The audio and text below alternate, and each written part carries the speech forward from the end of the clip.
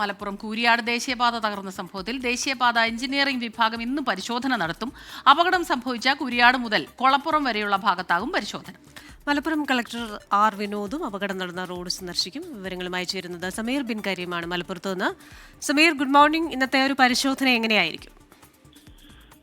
Christina, ഇന്ന് രാവിലെ തന്നെയായിരിക്കും പരിശോധന നടക്കുക. ആദ്യം ഈ ദേശീയപാതയുടെ എഞ്ചിനീയറിംഗ് വിഭാഗം നേരിട്ടെത്തി പരിശോധന നടത്തി ഒരു ടെക്നിക്കൽ റിപ്പോർട്ട് ഇതുമായി ബന്ധപ്പെട്ട ദേശീയപാത അതോറിറ്റിക്ക് സമർപ്പിക്കും.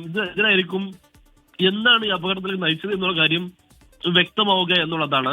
അതിനുശേഷം 10 മണിയോടെ ആയിരിക്കും മലപ്പുറം കളക്ടർ ഇതുമായി ബന്ധപ്പെട്ട ഒരു പരിശോധന നടത്തുക. ഇന്നലെ വലിയ സമരത്തിനായിരുന്നു ഇവിടെ സാക്ഷ്യം വഹിച്ചത്. ആ സമയത്താണ് കളക്ടർ ഉൾപ്പെടെയുള്ളവർ ഇന്ന് പരിശോധന നടത്തുമെന്നുള്ള ഉറപ്പിന്റെ അടിസ്ഥാനത്തിൽ സമരം അവസാനിപ്പിച്ചത്. ഈ സാഹചര്യത്തിലാണ് കളക്ടർ ഉൾപ്പെടെ പരിശോധന നടത്താൻ വേണ്ടി എത്തുന്നത്. മാത്രമല്ല ഇന്ന് UDF കൺവീനർ ഉൾപ്പെടെയുള്ളവരും പിന്നെ അതോടൊപ്പം തന്നെ പി കുഞ്ഞാലിക്കുട്ടി ഉൾപ്പെടെയുള്ളവരും ഇന്ന് പ്രദേശത്തെത്തി പരിശോധന നടത്തും.